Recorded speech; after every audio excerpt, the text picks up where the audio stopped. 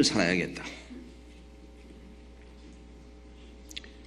그런데 그런 말씀을 읽으면서도 본받아야지. 그러면 어떻게 본받지 않은 삶을 살 수가 있겠어요? 그래서 신앙생활의 출발점이 마음을 정하는 것이고, 하나님이 마음을 변화시켜주면 우리가 말씀을 묵상하는 가운데 하나님의 뜻이 어디에 있는지 우리는 늘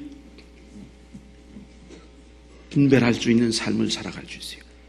하나님의 뜻을 분별하면 분별할수록 우리는 더욱 자유함을 누릴 수 있습니다. 잠언 8장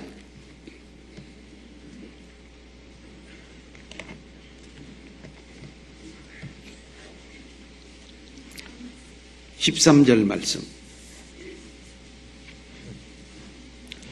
잠언 8장 13절 말씀 같이 읽겠습니다. 여호와를 경외하는 것은 악을 미워하는 것이라. 나는 교만과 거만과 악한 행실과 패역한 입을 미워하느니라. 여호와를 경외하는 것, 구원받은 하나님의 자녀는 다 여호와를 경외한다고 말은 합니다. 그런데 여호와를 경외하는 것은 아주 구체적으로 악을 미워하는 것이라. 나는 정말 악을 미워하고 있는가? 어떤 악? 너무 구체적으로 나와 있죠.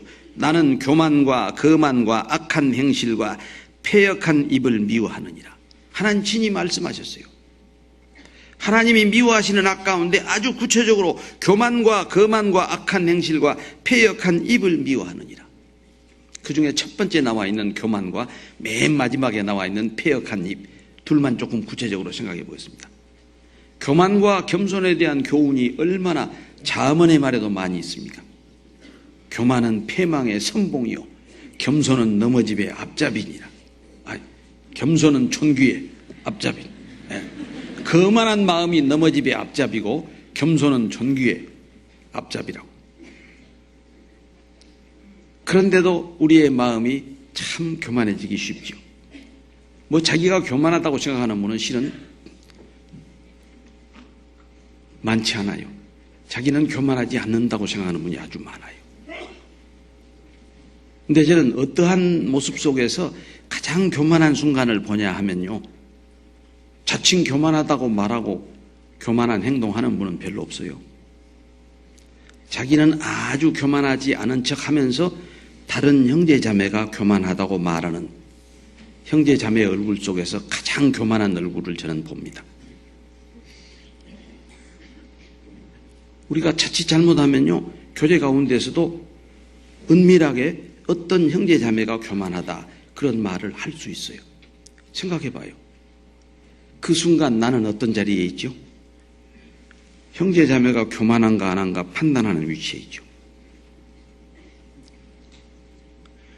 저는 그런 형제자매의 말을 듣고 얼굴 표정을 보면서 나는 절대 저런 말을 입에 담아서는 안 되겠구나. 저런 표정을 해서도 안 되겠구나. 왜 우리가 쉽게 그렇게 형제자매를 판단합니까? 그럴 때 마음판에 꼭 새겨둘 말씀이 하나 있어요. 우리가 전도집회 때 꼭 찾아보지만 이사야서 64장 6절 말씀. 우리의 의는 다 더러운 옷 같으며. 그거 전도집회에서 죄 공부할 때만 상고할 말씀이 아니에요. 모든 성경 말씀은 생활 가운데에서도 복음을 깨닫듯이 생활 구원의 말씀으로 깨달아야 할 필요가 있습니다. 내 의가 정말 더러운 옷 같다고 생각하는데 어떤 형제 자매를 내가 판단할 수 있겠어요? 자기는 제법 의롭게 사는데 의롭게 살지 못하는 형제 자매를 보니까 판단하거든요. 그래서 정말 나를 붙잡아 줄 수 있는 말씀이 얼마나 우리가 묵상하는 말씀 가운데 많이 있는지 몰라요. 우리가 평상시 생활 속에서 내 의가 더러운 옷 같다는 생각을 한시도 우리가 버리지 않고 있다면 다른 형제 자매의 조금 온전치 못한 모습을, 어떤 허물을 보고 교만하다고 판단하지 못할 거예요. 패역한 입을 미워하느니라. 하나님이 미워하시는 패역한 입을 아주 구체적으로 잠언 12장 18절에 이렇게 써놓으셨습니다. 12장 18절.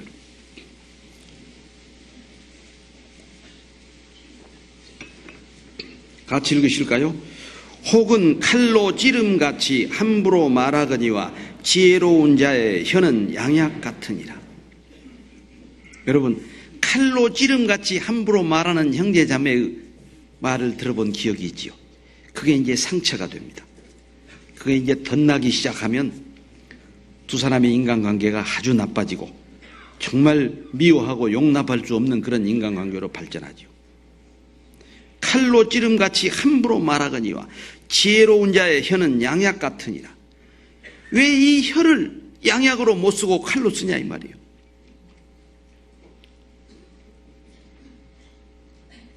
칼로 찌름같이 함부로 말하는 것은 아직 혀가 자유롭지 못해서 그래. 그렇게 말하고 싶지 않았는데 그냥 튀어나가 버려요. 분을 못 참아가지고. 그러니까 혀가 자유롭지 못해서 그러는 거예요.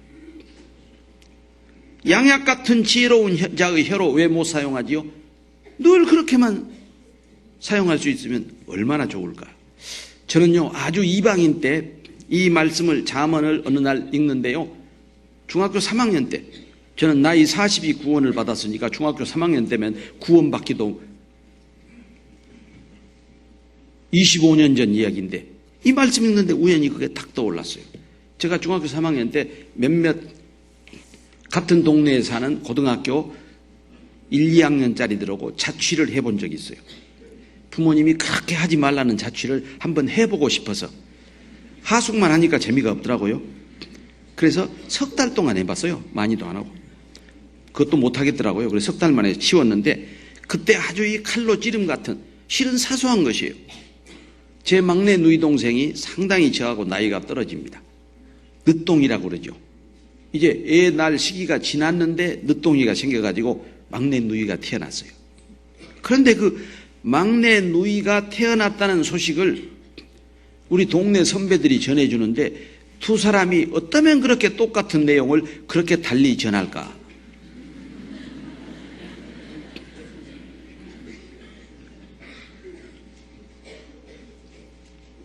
한 선배는 좀 비웃는 듯한 표정을 하고 저한테 뭐라고 하냐면, 네 엄마 딸났어야? 딱 전라도 말로 그렇게 했어요. 그 말을 듣는 순간 굉장히 제가 부끄러웠어요.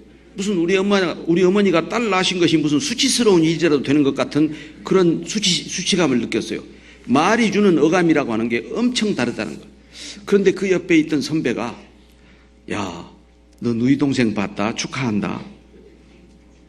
그 얼마나 같은 현상을 가지고 정반대로 이야기합니까? 네 엄마 딸 낳았어야? 야, 누이 동생 본 것을 축하한다. 그때 제가 참, 말이라는 게 엄청난 차이가 있구나. 말 한마디로 천냥빚을 갚는다. 그때는 그런 속담이 떠올랐죠. 그 뒤에 수년이 40살이 넘어서 구원받고 이 잠언 12장 18절, 혹은 칼로 찌름같이 함부로 말하거니와 지혜로운 자의 혀는 양약 같으니라. 이 말씀을 읽으면서 그 생각이 문득 떠오른 거예요. 그러니까 그때 중학교 3학년 때 그 받았던 그 상처가 수십 년 뒤에 다시 재발한 거죠.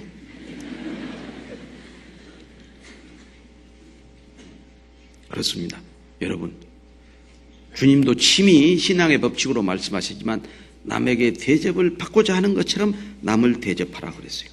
어제 저녁 서울 시내 식당에서 밥을 먹는데 아주 마음에 드는 문구가 하나 그 식당 현판에 써 있었어요.